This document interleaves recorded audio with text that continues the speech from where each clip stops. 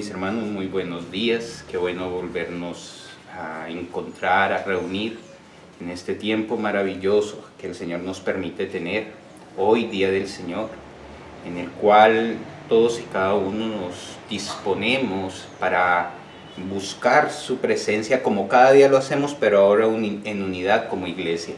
Y buscamos su presencia en oración, en adoración, pero también en este tiempo maravilloso que nos permite de escuchar su bendita y hermosa palabra, de escuchar su voz, de venir a recibir su consejo, su dirección, su instrucción, su corrección. Qué bueno poderle saludar, qué bueno poder reunirnos aún de una manera virtual y tener el mismo sentir de gratitud y alabanza a nuestro Rey. Si no fuera así, no estaríamos en casa escuchando.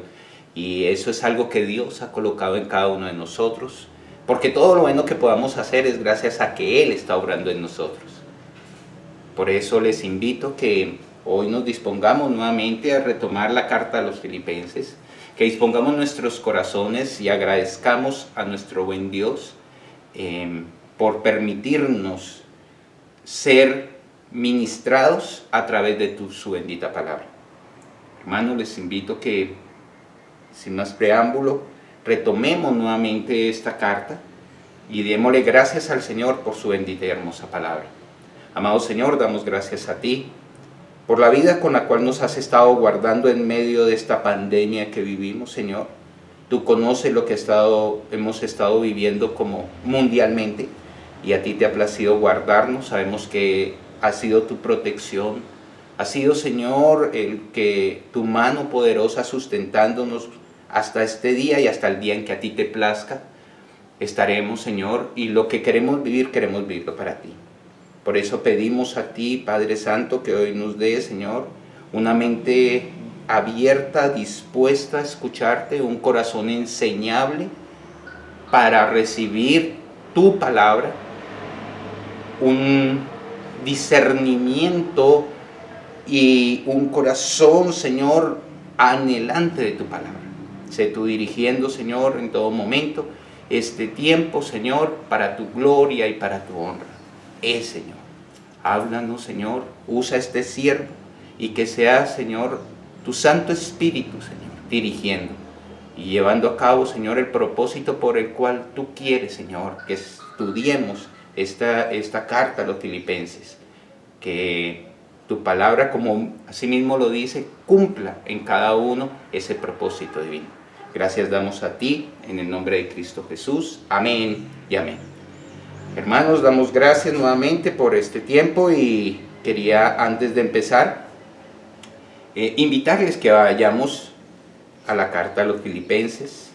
Recuerde que estamos en el capítulo 2. Ya del capítulo 2 hemos visto del versículo 1 hasta el versículo 8. Hagamos un recuento de lo que el Señor nos habló. Vamos a mirar la palabra desde allí. Dice, y por tanto, capítulo 2, versículo 1 en adelante, dice, por tanto, si hay alguna consolación en Cristo, si hay algún consuelo de amor, si alguna comunión del Espíritu, si algún afecto entrañable, si alguna misericordia, completad mi gozo sintiendo lo mismo, teniendo el mismo amor, unánime sintiendo una misma cosa. Nada hagáis por contienda o por vanagloria, antes bien con humildad, estimando cada uno a los demás como superiores a él mismo, no mirando cada uno por lo suyo propio, sino cada cual también por lo de los otros. Haya pues en vosotros este sentir que hubo también en Cristo Jesús, el cual, siendo en forma de Dios, no estimó el ser igual a Dios como a cosa que aferrarse, sino que se despojó a sí mismo, tomando forma de siervo, hecho semejante a los hombres, y estando en la condición de hombre, se humilló a sí mismo, haciéndose obediente hasta la muerte y muerte de cruz. Estos textos fue lo que estuvimos viendo y estudiando en las dos exposiciones anteriores. Una de ellas se llamó Ejemplo de vida para la iglesia, que lo vemos del versículo 1, al versículo 4, donde a través de lo que acabamos de leer y lo que estuvimos estudiando, vimos cómo Pablo nos lleva o lleva a los filipenses, porque la carta es a los filipenses, pero es también para nosotros, a que se miraran interiormente qué había en sus corazones, y es donde lleva esa confrontación, que fue bien interesante ver cómo Pablo preguntaba si hay algún consuelo en Cristo. ¿Dónde estaba el fundamento? ¿Dónde está nuestro fundamento?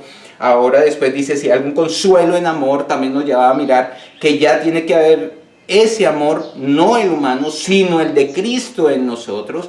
La unidad del Espíritu que veíamos allí era no simplemente porque nos congregábamos o porque leíamos la palabra todos juntos, sino porque ya habitaba a través del Espíritu Santo el Padre y el Hijo. Entonces al Espíritu, al Padre y el Hijo en nosotros, ya habitan en nosotros, deben de estar habitando en nosotros.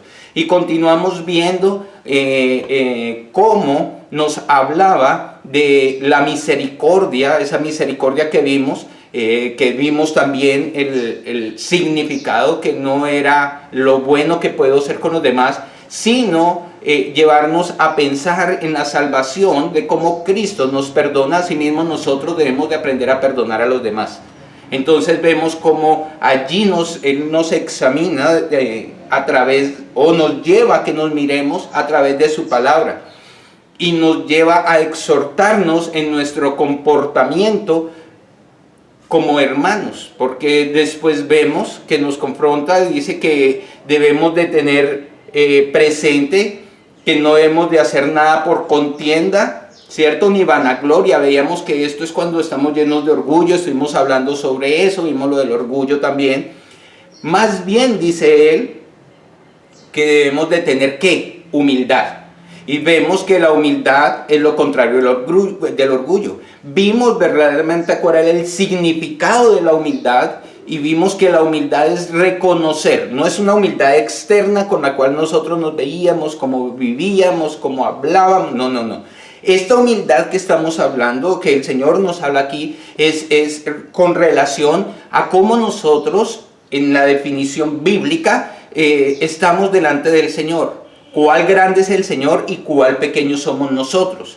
Cuando nosotros aceptamos esa humildad, reconocemos que tenemos un Dios grande y que nosotros somos, como lo dice la palabra, como gusanos. O sea, es la representación de la pequeñez del hombre ante un Dios tan grande. Porque la problemática que hemos tenido en el evangelio moderno es que se quiere colocar al hombre al mismo nivel de Dios. Y allí estuvimos, y Pablo nos ha venido hablando, nos ha venido confrontando, lo vimos con el evangelio moderno y el evangelio antiguo en el capítulo 1, finalizando el capítulo en las últimas exposiciones, y allí nos pone nuevamente a que seamos conscientes cuál es el lugar nuestro como seres creados ante un Dios creador grande. Entonces, en esa humildad, cuando realmente identificamos esa humildad, es que vamos a adorar y a glorificar a Dios como Él se merece. Y esa exaltación y glorificación a Dios nos lleva cuando continúa el mismo texto diciendo, estimando cada uno a los demás como superiores a sí mismo. Cuando yo veo eso, cuando nos exhorta a meditar en ello, nos lleva a que es la demanda que el mismo Señor hace, que nos amemos los unos a los otros, que nos soportemos los unos a los otros. Si yo ya estoy practicando esto, realmente me he identificado con ese amor del Señor, es Cristo el centro, estoy en esa unidad del Espíritu, y vemos que todo esto es en un área eclesial. Por eso dice el versículo 4, no mirando cada uno por lo suyo propio, sino cada cual también por lo de los otros. Allí es donde nosotros debemos de ser solícitos a hacer lo mismo que Cristo nos enseña a hacer. Él dio, Él da, y Dios nos muestra en toda su palabra que siempre ha estado en esa generosidad, en esa bondad, dando, y nos dice que así mismo nosotros debemos de ser y debemos de vivir, procurando ser dadivosos también y generosos con los demás, no solo preocupándome por lo mío. Allí nos confrontaba como iglesia y nos llevaba a meditar si nosotros estamos viviendo de esa manera. Incluso estuvimos viendo el capítulo de Hechos 1, donde da el ejemplo de la iglesia primitiva, que las demás personas que vivían al contorno en esa ciudad donde estaba la iglesia, anhelaban conocer el Dios que ellos proclamaban por ver esa unidad, cómo ellos se entregaban. Entonces ya vimos esa parte que como iglesia debemos de tener. Pero también vemos ya la segunda exposición de este texto, vendría a ser la exposición número 8, un ejemplo digno de imitar. Dios nos habla de una manera maravillosa a través de Pablo con el ejemplo de los filipenses, a que nos examinemos cada uno como iglesia, como miembros, como rescatados por el Señor, como siervos del Señor, como ciudadanos celestiales. Y ahora nos dice que como iglesia, como debemos de estar. Y como si fuera poco, allí en el versículo 5 nos empieza a hablar de un ejemplo digno de imitar. Y el mayor ejemplo es Cristo. Pablo lo dijo: imíteme a mí así como yo imité a Cristo. Y es lo que Pablo aquí también nos invita. Por eso nos lleva a vernos cómo nosotros debemos de seguir los pasos de nuestro Señor. Por eso dice: haya en vosotros el mismo sentir que hubo también en ¿quién? En Cristo Jesús, el cual siendo en forma de Dios, vimos que esa forma de Dios era que habitaba en el cielo con el Señor, y Él era también un ser espiritual como Dios es un ser espiritual. Está el Padre, está el Hijo, y ellos estaban juntos, lo dice desde Génesis. ¿Y cuál era su posición? ¿Y qué pasó con todo lo que Él hizo? Nos lo muestra a través de la dirección, dice: el cual siendo en forma de Dios no estimó al ser igual a Dios como cosa que aferrarse, sino que se despojó a sí mismo. Él no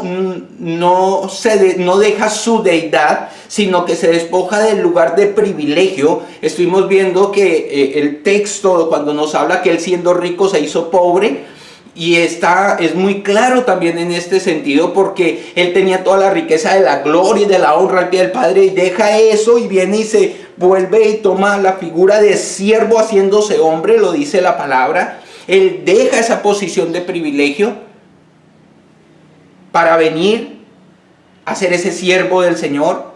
Y dice después el versículo 8: y estando en la condición de hombre, ¿qué pasó? Se humilló a sí mismo. No lo humillaron, Él se humilla a sí mismo. Y nos llevaba a reflexionar: cuando nosotros tenemos posiciones, ¿qué es lo que hacemos? Si nosotros somos humildes o más bien tomamos posiciones incorrectas. Todo esto nos llevaba a meditar, ¿cierto? Dice que se humilló a sí mismo, haciéndose obediente hasta la muerte. Esa humillación fue a causa de la obediencia que Él tuvo, y esa obediencia con el Padre, que más adelante lo veremos, fue hasta donde, hasta la muerte, y muerte de cruz. Vimos también el costo de la muerte, el dolor, lo que Él padeció, que en ese momento fue doloroso, pero fue una victoria ante el enemigo. Vimos también cómo esa muerte se hace referencia en ese tiempo que decía que el que muriera en la cruz crucificado era como vivir 1000 muertes. Era tan dolorosa, era tan espantosa, tan vergonzosa. Pero también vimos cómo en Deuteronomio nos enseñaba que aquel que iba a ser o era crucificado era porque se le había comprobado ese delito, y ese delito le llevaba para ir a un madero, y la palabra dice que maldito por Dios el que muere en un madero. Es tremendo lo que el Señor Jesucristo tuvo que vivir, no porque Él fuera pecador, sino porque Él llevó nuestro pecado. Porque Él llevó esa maldición que nosotros teníamos, la llevó a la cruz del Calvario. Él fue a pagar ese precio por nosotros.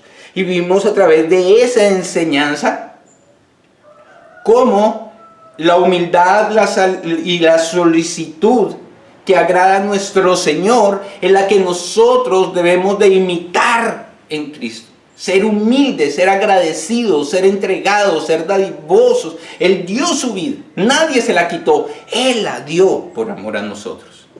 Ahí vemos lo que más o menos un resumen rápido para nuevamente retomar.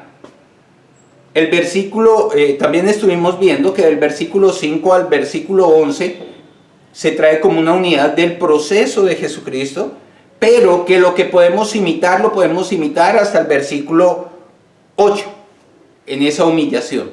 Lo que viene al versículo 9 al versículo 11 es algo que el hombre nunca podrá hacer, porque solo lo puede hacer Dios.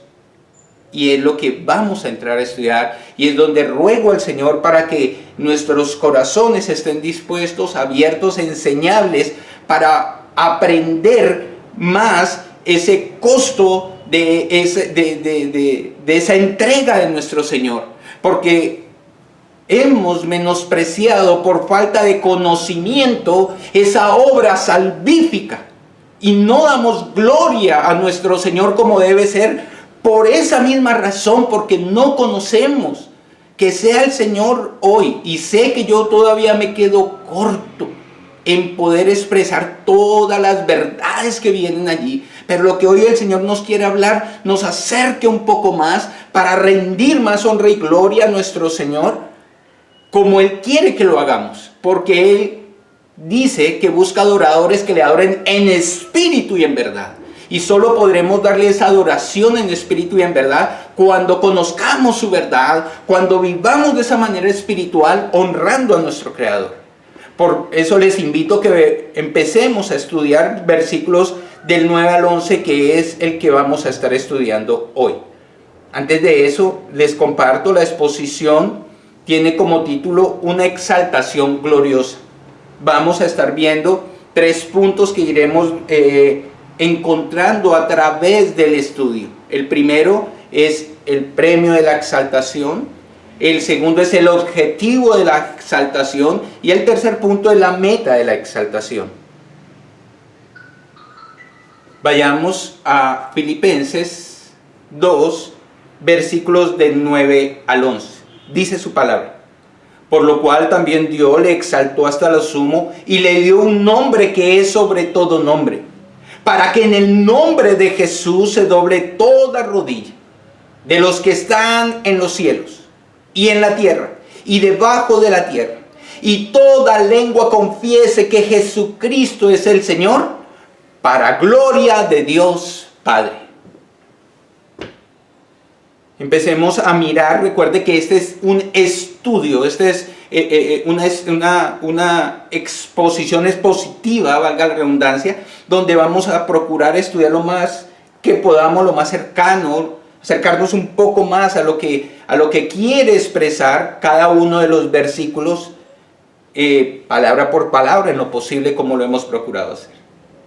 Entonces veamos el versículo 9, dice: por lo cual Dios también le exaltó hasta lo sumo y le dio un nombre que es sobre todo nombre. Vemos cómo Pablo empieza aquí este versículo utilizando esta introducción que nos lleva a acercarnos un poco a lo que se expresa anteriormente. Por lo cual, esto alude más al motivo siguiente. Vemos que cuando dice por lo cual es que viene una razón anterior.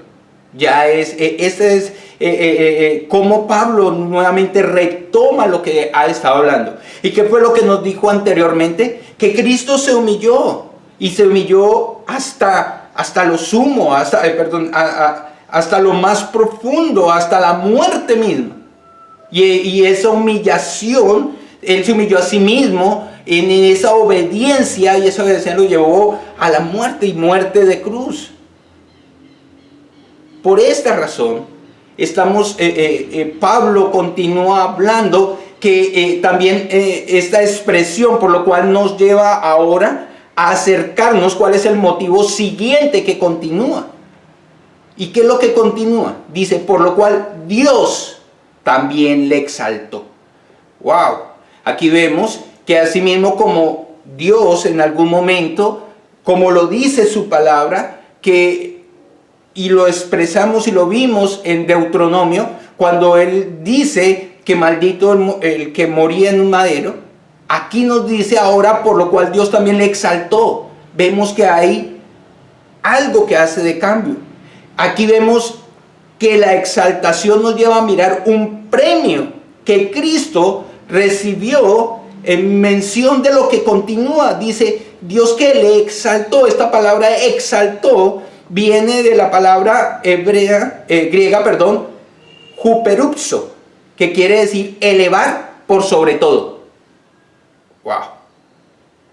Dios él lo lleva a un lugar de privilegio, de elevarlo por sobre todo. Eso quiere decir que Dios es el que lo exalta. Y cuando dice que hasta lo sumo, esto refuerza esta expresión diciendo que lo sube al cargo más alto. Es impactante. ¿Y esto es nuevo? No, esto es algo que ya Dios mismo lo había estipulado en su soberanía. Él ya todo lo tiene planeado. Miremos Isaías 52, versículo 13. ¿Qué nos dice? Allí nos clarifica este momento que estamos viendo. He aquí que mi siervo, ¿quién? Cristo, será prosperado, será engrandecido y exaltado. Mire cómo lo lleva allí. Él va a ser exaltado. Era un siervo, pero va a ser exaltado. Y será puesto, ¿qué? Muy en alto. Wow. Vemos cómo también se cumple esa palabra cuando el Señor dice que el que se humille será exaltado, pero que el que se exalta será humillado. Y Cristo se humilló, y nos dijo anterior, se humilló hasta la muerte, en obediencia, allí sujeto. Pero miremoslo cómo nos lo habla Pedro, ¿cierto? En Primera de Pedro, capítulo 5, versículo 6. Vayamos a Primera de Pedro, capítulo 5, versículo 6.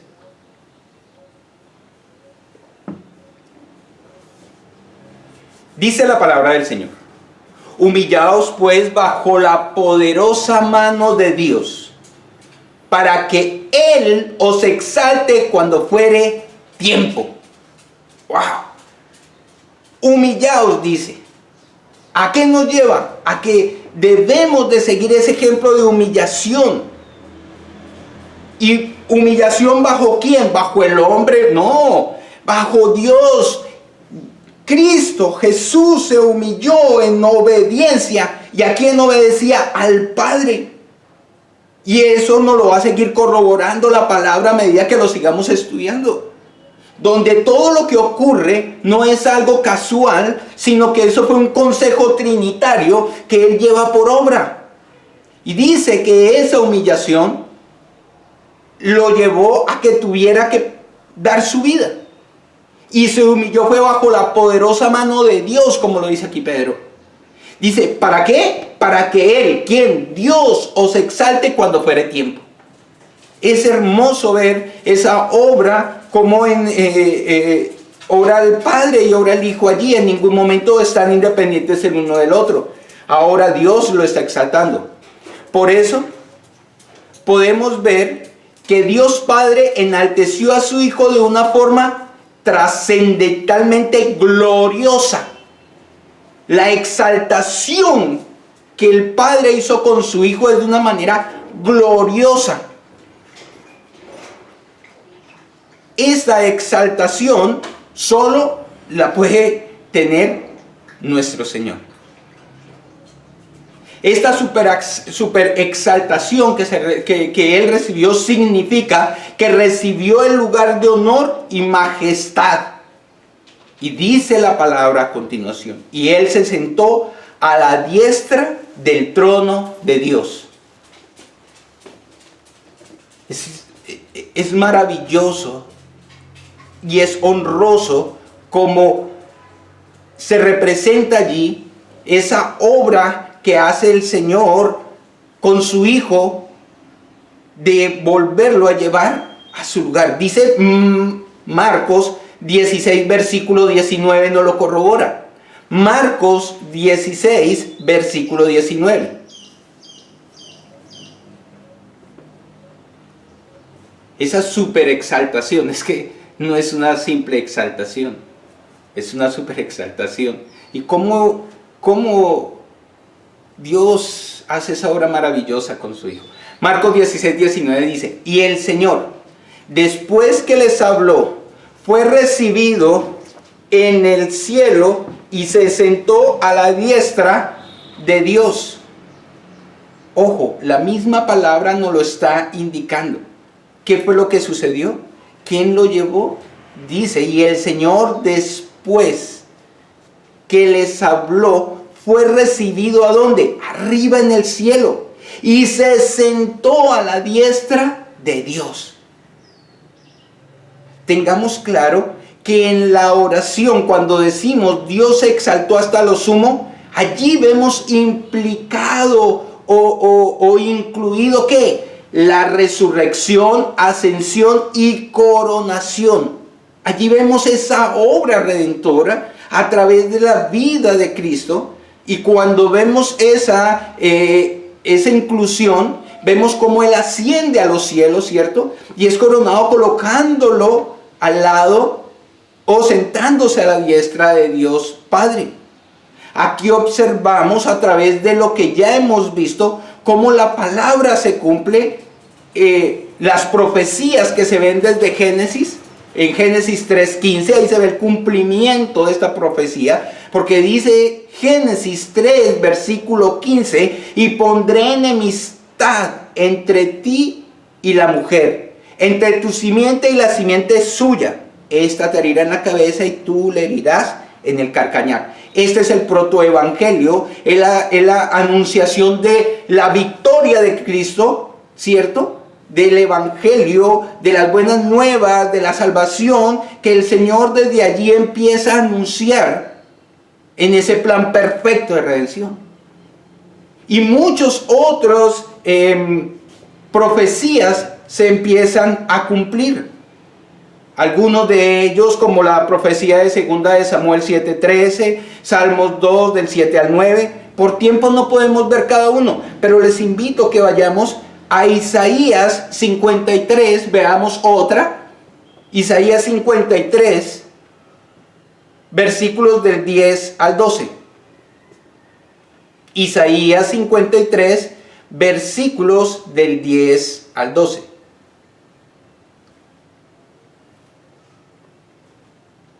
Dice la palabra: con todo esto, Jehová quiso quebrantarlo, sujetándole a padecimiento. Cuando haya puesto su vida en expiación por el pecado, verá linaje, vivirá por largos días, y la voluntad de Jehová será en su mano prosperada. Versículo 11. Verá el fruto de la aflicción de su alma y quedará satisfecho. Por su conocimiento justificará a mi siervo justo a muchos y llevará las iniquidades de ellos. Versículo 12. Por tanto, yo le daré parte con los grandes y con los fuertes repartirá despojos. Por cuanto derramó su vida hasta la muerte y fue contado con los pecadores, habiendo él llevado el pecado de muchos y orado por los transgresores. Esto fue lo que ocurrió, y estamos hablando que fue en el Antiguo Testamento que se había ya escrito estas palabras. Y todo esto se dio cumplimiento en la vida de Cristo. Él llevó nuestros pecados, Él fue sin pecado. Él fue a una muerte que merecíamos nosotros. Él sufrió lo que nosotros debíamos de haber padecido. Él fue allí a esa cruz del Calvario y sufrió la ira de Dios porque era el único que podía soportarlo para librarnos a nosotros. Aquellos que Él ha llamado, ha apartado. Tengamos muy claro cómo esta obra se lleva a cabo. ¿Por qué? Porque Dios así lo había estipulado. Y lo dice ahí empezando Isaías. Jehová fue el que quiso quebrantarlo. Por eso les decía anteriormente, cuando habla en Pedro, donde dice que humillados bajo la poderosa mano de Dios, ahí se ve. Estaba bajo la dirección de Dios. Nada está fuera de su control. Todo es un plan perfecto de este Dios soberano al cual debemos de glorificar. Ahora debemos de tener presentes que la exaltación es el estado completamente opuesto a la humillación. La exaltación es lo opuesto a la humillación. Por eso vemos que aquel que fue pobre volvió a ser rico. Aquel que fue desechado fue aceptado. ¿Por qué decimos que volvió a ser rico? Porque volvió a tener las riquezas de gloria que tenía ya con el Padre, la verdadera riqueza que habla la palabra. Es cierto que la palabra en muchos capítulos habla de dinero, pero la palabra, la mayor riqueza, el verdadero tesoro no está en lo terrenal, sino en lo celestial. Por eso dice que Él volvió a ser rico. Aquel que fue desechado, ¿quién fue desechado por nosotros? Él fue aceptado. Aquel que se sujetó en obediencia, se hizo cargo del poder y la autoridad que le fueron confiados, habiendo consumado y manifestado su triunfo sobre sus enemigos por medio de su muerte, resurrección y ascensión. Ahora lleva en sus manos como rey las riendas de ¿qué? Del universo, y ordena todas las cosas para el bien de su iglesia. Maravillosa gloria. Vemos cómo la obra que Cristo hace, lo hace para la gloria del Señor y para el bien de ¿qué? De su iglesia. ¿Dónde lo dice? Efesios 1, versículos 22 y 23. Efesios 1, versículos 22 y 23. Todo está muy alineado, sujeto en la palabra. Y esto lo tenemos que tener claro. Si nosotros tenemos toda esta obra maravillosa del Señor, daremos gloria y honra al Señor como se debe. Debemos de honrarle, su grandeza, su majestad. Por eso la invitación a través de lo que estamos estudiando es que podamos clarificar, ver espiritualmente el poder y la majestad de nuestro Señor, su amor, su bondad, su misericordia. Dice Efesios 1, versículos 22 y 23. Y sometió todas las cosas bajo sus pies, y lo dio por cabeza sobre todas las cosas. ¿A quién? A la iglesia, la cual es su cuerpo, la plenitud de aquel que todo lo llena en todo. Allí vemos cómo la dirección que el Señor da para que hoy nosotros seamos victoriosos en Él, y que como iglesia, como cuerpo, nos mantengamos firmes dándole gloria al que merece la gloria. Vemos cómo por medio del Espíritu que Él ha colocado en nosotros, que nos regenera, que habla y que nos dirige, que actúa como profeta, guía a todos los suyos a la verdad. Es a través de su Santo Espíritu.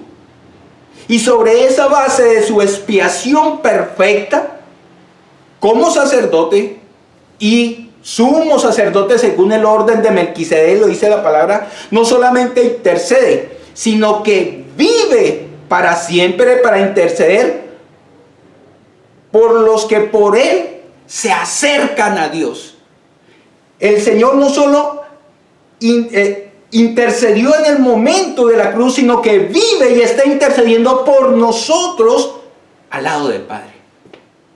Él es el único intercesor verdadero.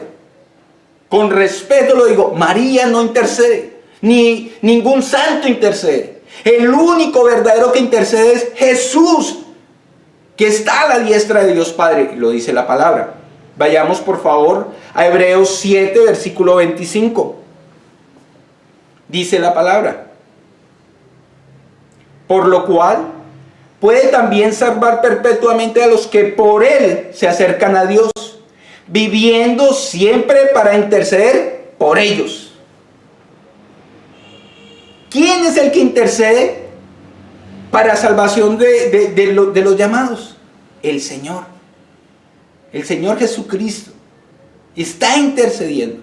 Porque recordemos, nosotros somos santos pecadores, no somos perfectos. Y gracias a esa intercesión, a esa misericordia que son nuevas cada día, Él nos perdona.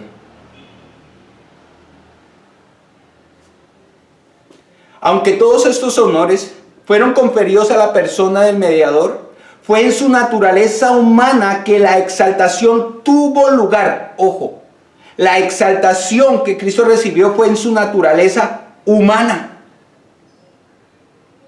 ya que la naturaleza divina no está sujeta a humillación o exaltación.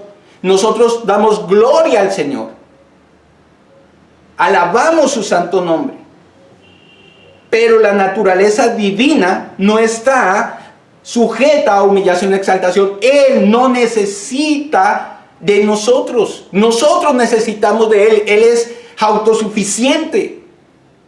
Él recibe la gloria nuestra, la honra, la alabanza, la adoración, sí, Pero creo que esto nos aterriza a que a veces nosotros nos sentimos que Dios necesita de nosotros. No, Él no necesita de nosotros. Para nosotros es un honor poderle glorificar, porque si le podemos glorificar es porque Él nos ha dado ese honor de hacerlo, porque Él es el que nos salva. Tengamos claro que estas dos naturalezas, aunque por siempre distintas, nunca están separadas. Hoy en día están juntas. Cuando Él tomó esa naturaleza humana, porque Él nunca dejó de ser Dios, 100% Dios, 100% hombre. Y nunca se pudo volver a separar, nunca se separará. ¿Cuándo podemos ver en lo terrenal que Jesús mostró su divinidad? En el momento de la transfiguración, cuando suben Pedro, Juan y Jacobo con Él, y dice que se encuentran con Elías y con Moisés, y ven la gloria, ven cómo Dios, cómo Jesús se transfigura y les dice que si hacen una enramada. Ellos vieron la gloria de Dios allí en ese momento. En Jesús vieron esa gloria. Es maravilloso tener claro esto. Esa naturaleza divina y humana siguen allí.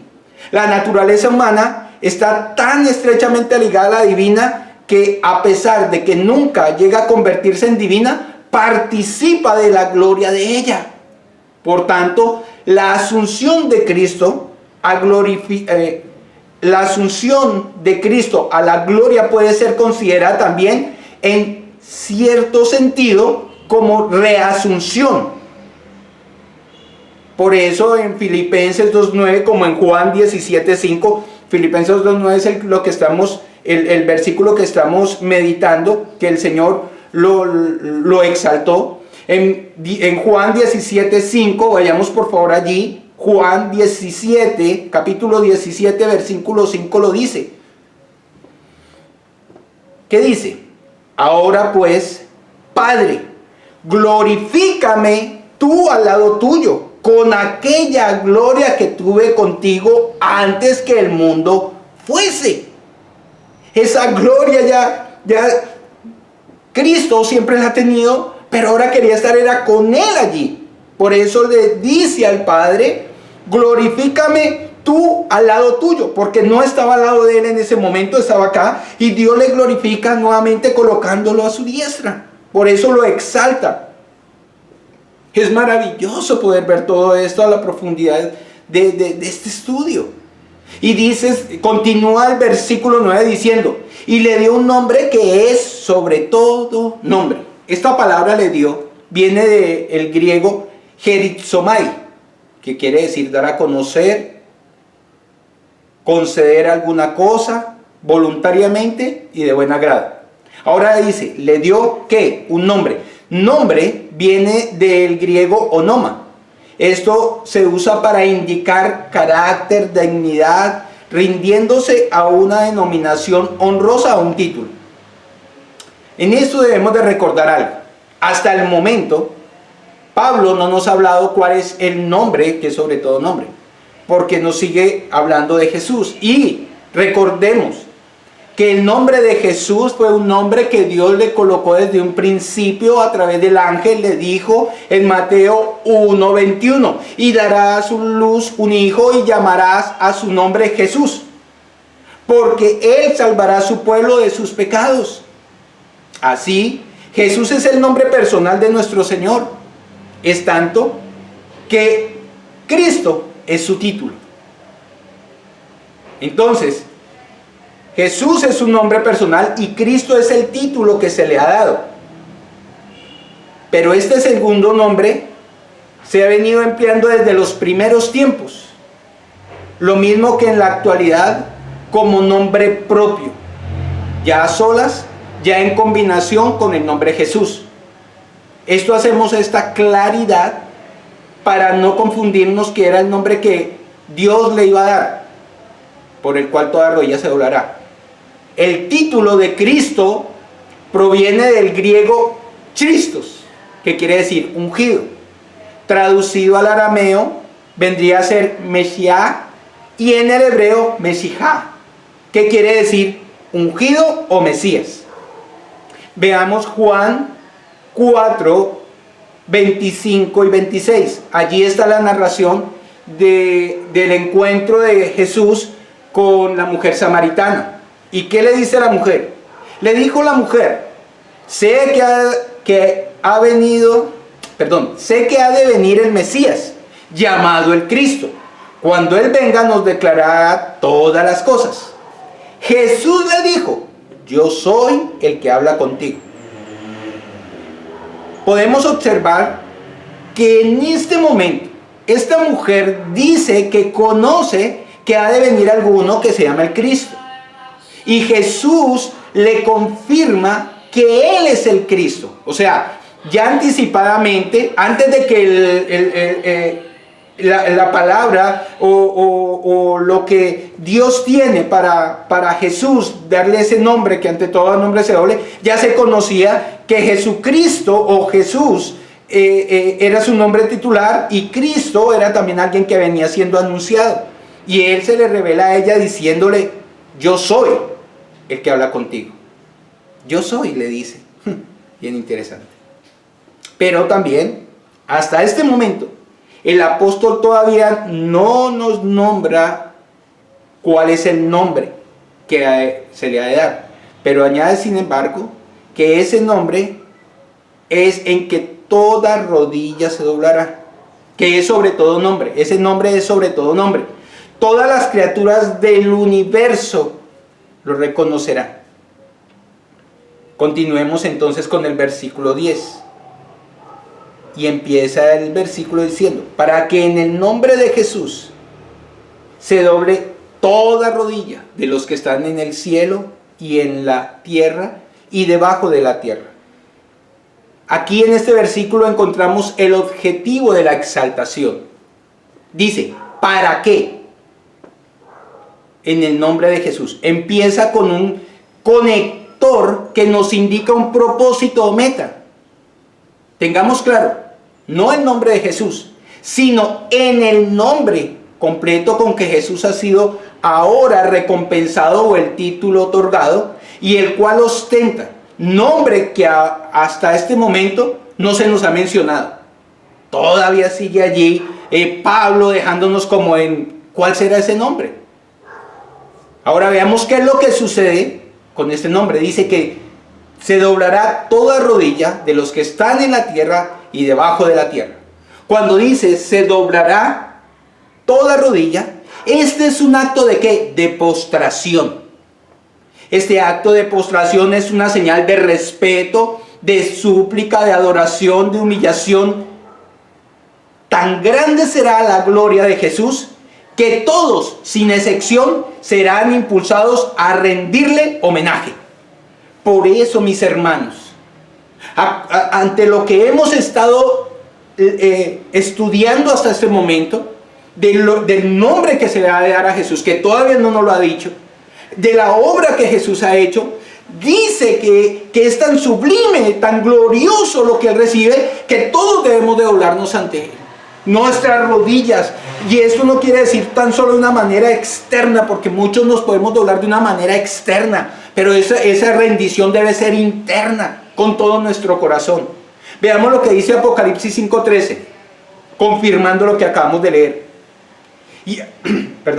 Y a todo lo creado que está en los cielos y sobre la tierra y debajo de la tierra y en el mar, y a todas las cosas que en ellos hay, oí decir: al que está sentado en el trono y al Cordero sea la alabanza, la honra, la gloria y el poder por los siglos de los siglos.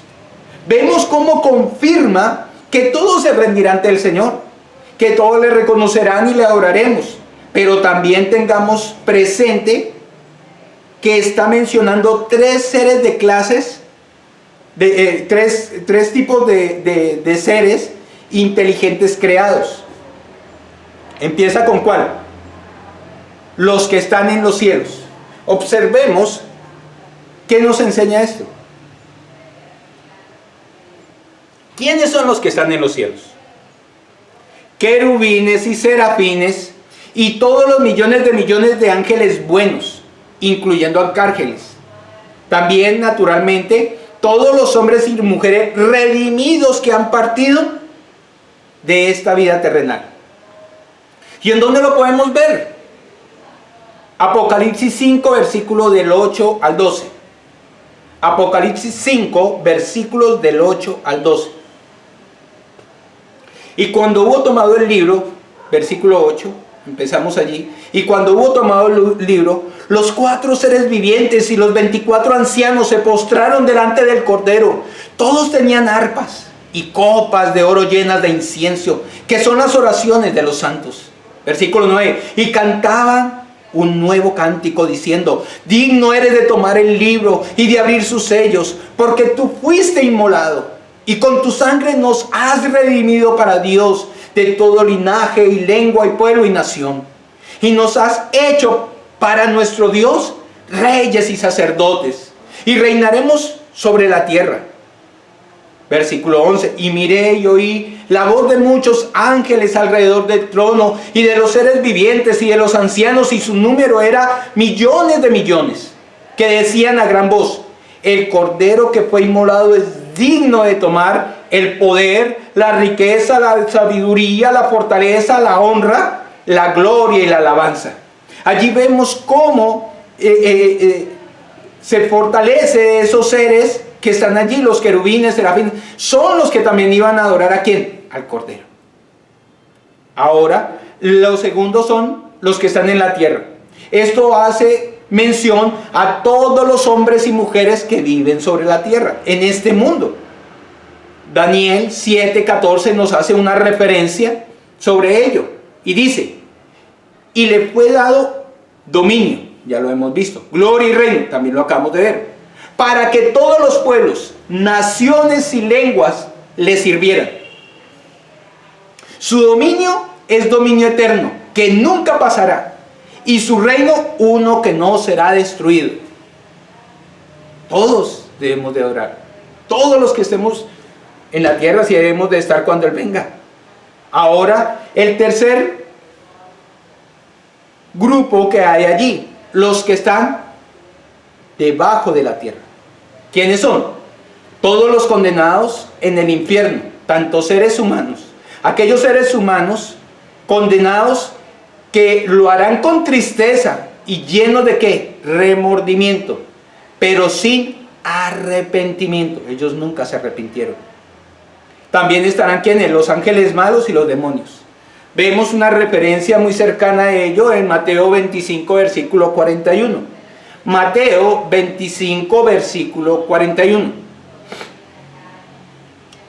Entonces dirá también a los de la izquierda: apartados de mí, malditos, al fuego eterno preparado para el diablo y sus ángeles. Vemos allí que va a haber un lugar que le llama el fuego eterno, ¿cierto? Preparado, ¿para quién? Para el diablo. Son los ángeles caídos y sus ángeles. Aún ellos le reconocerán, aún ellos, dice la palabra. Entonces vemos que cómo se resalta esta soberanía de Dios sobre todo y sobre todos. Allí se ve esa soberanía grandiosa. Ahora vamos al versículo 11. Dice, o podemos ver que en este versículo es donde se nos revelará el nombre dado, que es sobre todo nombre. Y toda lengua confiese que Jesucristo es el Señor, dice el versículo 11, para gloria de Dios Padre. El apóstol comienza con un conectivo y, que es una conjunción lógica, ¿cierto? Por eso dice, y toda es un adjetivo nominativo singular. Después continúa con la palabra lengua, y toda lengua. Esta palabra lengua, que viene del griego glosa, que da como significado lengua, lenguaje o idioma. Y continúa diciendo, y toda lengua, lenguaje o idioma, confiese. Esta palabra viene del hebreo exomologeo, que es reconocer o concordar completamente, alabar o reconocer abiertamente, profesar. Entonces está diciendo que toda lengua, todo idioma confesará o reconocerá abiertamente. Eso es lo que va a confesar. Isaías 45:23 nos da una ampliación. Dice: por mí mismo hice juramento, dice el Señor, de mi boca salió palabra en justicia y no será revocada, que a mí se doblará toda rodilla y jurará toda lengua. Allí vemos cómo es que el mismo Señor está corroborando que todos reconoceremos y le confesaremos. Y ahí viene lo que continúa. ¿Qué le confesaremos? Que Jesucristo es el Señor. ¡Wow! Veamos. Se nos revela el nombre que Él le da, que es el nombre Señor. Hasta ese momento no se ha visto Jesucristo es el Señor. Decía Jesús, en el nombre de Jesús, pero aquí ya el mismo texto nos lleva a meditar sobre ese nombre, Señor. Este nombre, Señor, era el nombre con el cual Dios se identificó a ¿quién? A Moisés.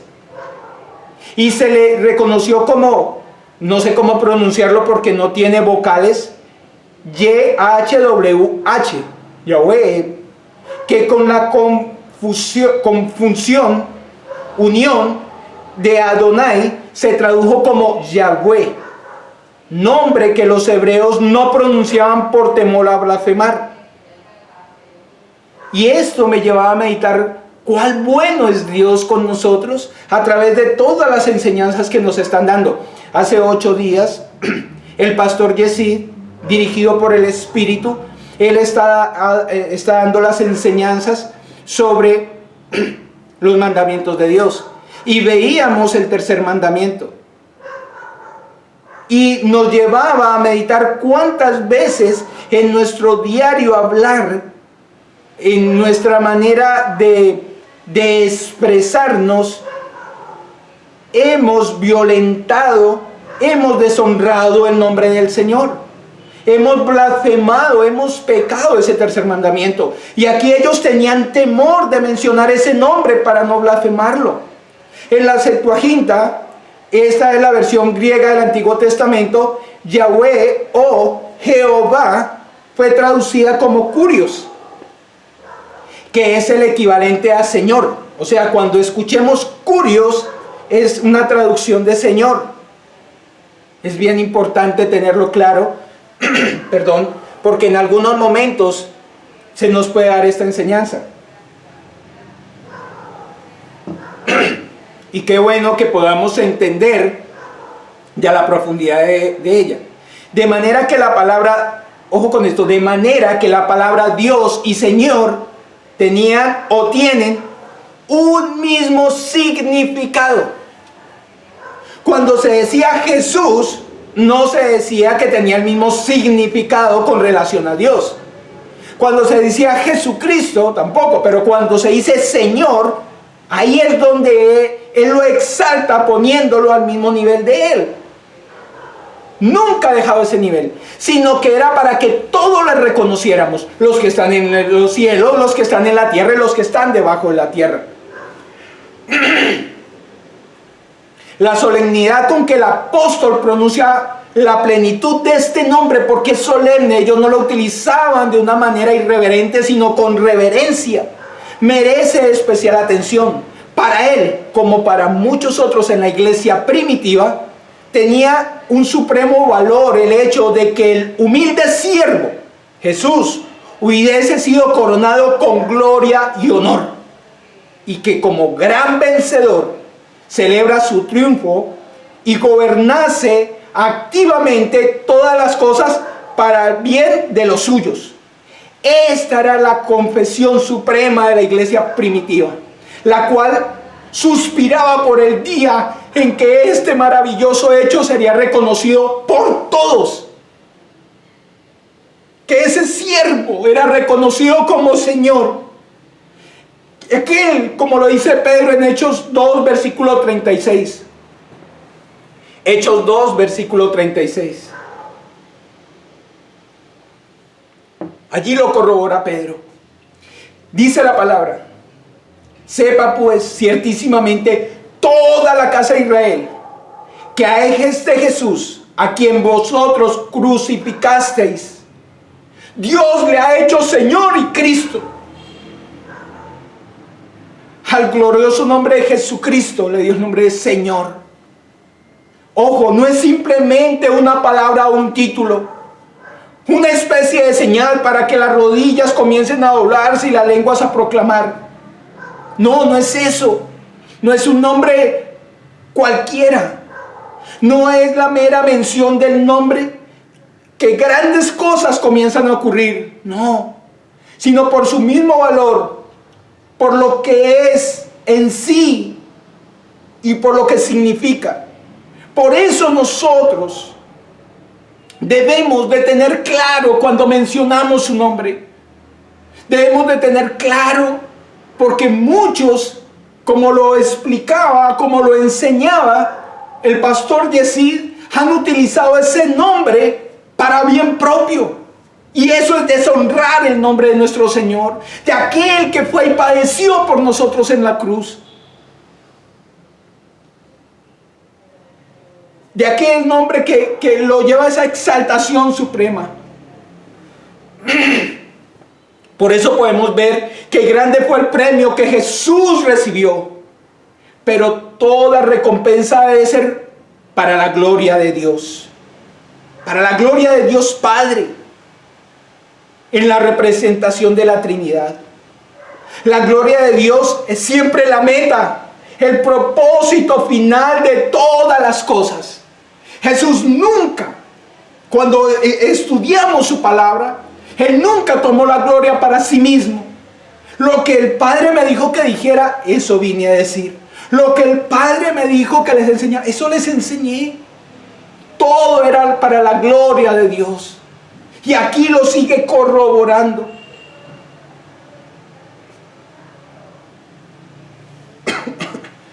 Cristo, vayamos por favor a Juan 17. Juan 17, capítulo 17, versículos 4 y 5. El 5 ya lo tomamos anteriormente, pero vamos a mirarlo con el 4. ¿Qué dice Jesús con relación a lo que acabamos de ver? Él mismo dijo en su oración: yo te he glorificado en la tierra, he acabado la obra que me diste que hiciese. Ahora pues, Padre, glorifícame tú al lado tuyo con aquella gloria que tuve contigo antes que el mundo fuese. Jesús, como lo vimos al principio, tenía la condición de Dios e hizo esa obra en obediencia. Pero ahora muestra que la obra la hizo para glorificar al Señor. Yo te he glorificado. Ha cumplido el propósito por el cual el Señor lo mandó. Y vemos cómo clama para que vuelva y lo coloque al lado suyo, y es lo que el Padre le otorga, porque le exaltó hasta lo sumo, en esa obediencia, en ese amor. ¿Cuántos de nosotros hemos violentado y hemos tomado la gloria que Él se merece y la hemos tomado para nosotros? No, Cristo no lo hizo, mucho menos nosotros, porque Él es Dios. Nunca ha dejado de ser Dios. Pero aquí, en esa forma humana, en esa forma de siervo, le dio la gloria a Dios Padre. Asimismo, todo lo que hagamos, sea para su gloria, sea para su honra, de buena gana, sin reproche, hermanos. Que todos nuestros pensamientos, palabras y acciones muestren que somos esos siervos del Señor. Sigamos este ejemplo de esa manera, Porque lo que Él hizo nosotros no lo podemos hacer. Porque Él es el único, sin pecado, perfecto. Ahora Cristo Jesús, que fue rechazado, traicionado y humillado hasta la cruz, es ahora exaltado por Dios con el nombre de Señor. Nombre que concentra el concepto de soberanía, poder, autoridad, dominio, dignidad en adoración y obediencia plena. Él es el fundamento y el objeto de adoración ante quien un día toda rodilla se doblará y toda lengua confesará a Dios. Entre el Padre y el Hijo existe la misma íntima relación de amor. Cuando el Hijo es glorificado, el Padre lo es también. Y viceversa. Y cuando el Hijo es rechazado, el Padre lo es también. Y viceversa. Tengamos claro, no podemos, según lo que estamos estudiando, hemos visto, se nos ha sido revelado, dejar de glorificar. Cuando tú glorificas a Cristo, estás glorificando a Dios. Pero cuando rechazas a Cristo, estás rechazando a Dios. Tengamos cuidado, mis hermanos. Juan 13, versículo 31 y 32. Entonces, cuando hubo salido Jesús, ahora es glorificado entonces cuando hubo salido, dijo Jesús, ahora es glorificado el Hijo del Hombre, y Dios es glorificado en él. Dios es glorificado en él, Dios también le glorificará en sí mismo, y enseguida le glorificará. Vemos como la misma palabra en Juan nos corrobora lo que acabamos de estudiar. Cómo Dios es glorificado en su Hijo y cómo su Hijo es glorificado en Dios. Por lo tanto, nosotros hoy que le tenemos como Salvador, hemos de proclamarle como Señor de nuestras vidas. Reconozcámosle como el Señor. Y si le reconocemos como el Señor, viviremos rendidos ante ese Señor, ante su señorío, ante su grandeza. Dios el Padre lo ha hecho el paradigma ideal y nosotros hemos de tomarle como el modelo de nuestras vidas, cuyo ejemplo debemos de seguir. Esa es nuestra responsabilidad ante todo lo que se nos ha dado. Sigue el buen ejemplo del Señor Jesucristo. Ríndete ante la poderosa, humillémonos ante la poderosa mano de nuestro Señor. Dios le ha puesto sobre la cabeza la corona de rey. Entonces debemos, por tanto, entregarle el cetro del señorío de nuestra vida a Él y solo a Él. Por eso Él termina diciendo el versículo: para la gloria de Dios Padre. Es para su gloria, es para su honra. Vivamos nuestra vida para la gloria del Señor. No vivamos nuestra vida independizados del Señor. Dependemos de Él. Tenemos vida gracias a Él. Ya no tan solo existimos, hoy tenemos vida, porque aquellos que le podemos reconocer como Señor es porque Él nos ha permitido tener vida. Nos ha abierto nuestros ojos, nuestros oídos, nos ha regenerado, nos ha transformado, como lo veíamos desde el versículo 1. Por eso viene esa exhortación, y aquí es donde nosotros debemos de empezar a mostrar realmente a quién le pertenecemos. Vivamos para Él, mis hermanos. Y para cerrar les invito que vayamos a Romanos 11, versículos 33 al 36. Romanos 11, versículo 33 al 36.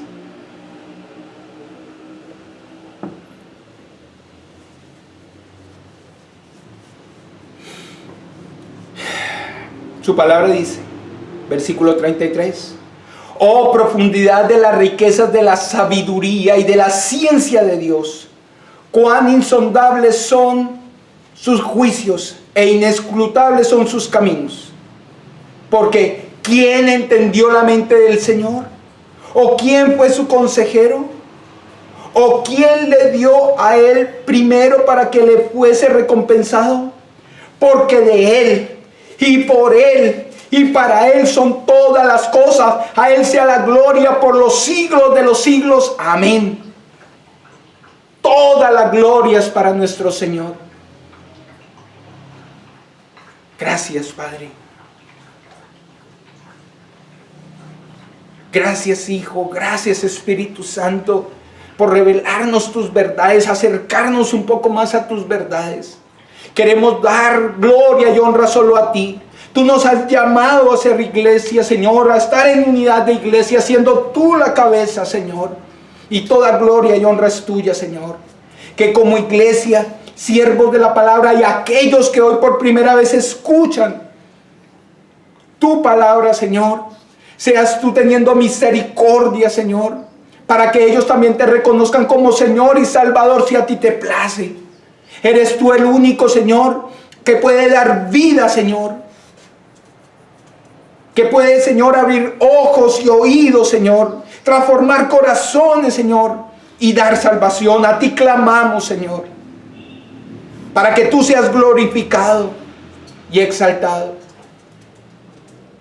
Gracias damos a ti, porque es un privilegio ser llamados tus hijos, Señor, y reconocerte como nuestro Señor y Salvador.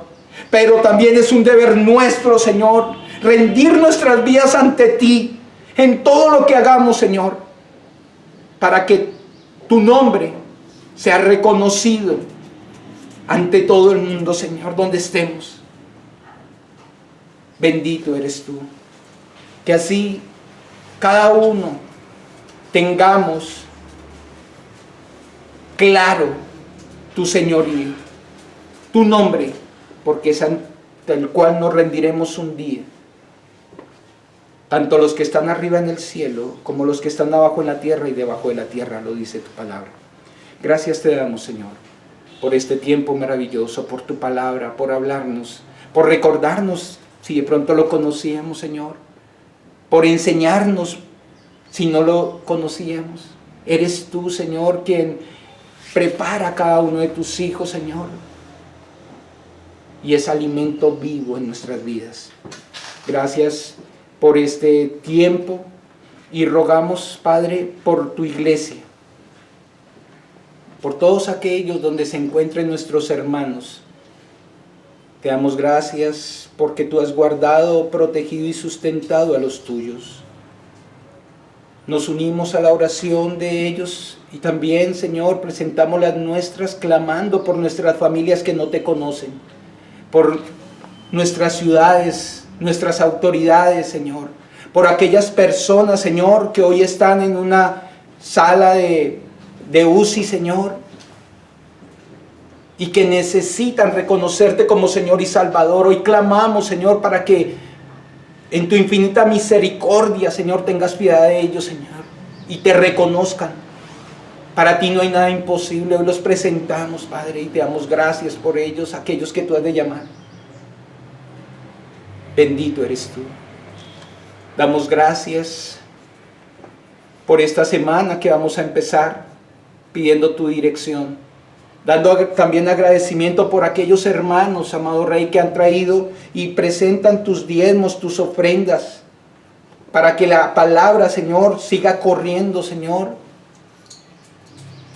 El Evangelio, Señor, sea anunciado, porque cada uno de nosotros tenemos la responsabilidad de ayudar a la iglesia. Y lo hacemos con corazones agradecidos y te damos gracias porque tú nos provees para hacerlo. Te ruego, bendíceles y guárdales, Señor. Y todo lo que tengamos para esta semana, pedimos tu dirección, pedimos tu sabiduría para hacerlo correctamente. Guárdanos de caer en la tentación y líbranos de todo mal. Ruego a ti, Señor, que tú bendigas, Señor, a tu iglesia. En el nombre del Padre, del Hijo y del Espíritu Santo, hemos clamado a ti en el nombre de tu Hijo, Señor Jesucristo. Amén y amén.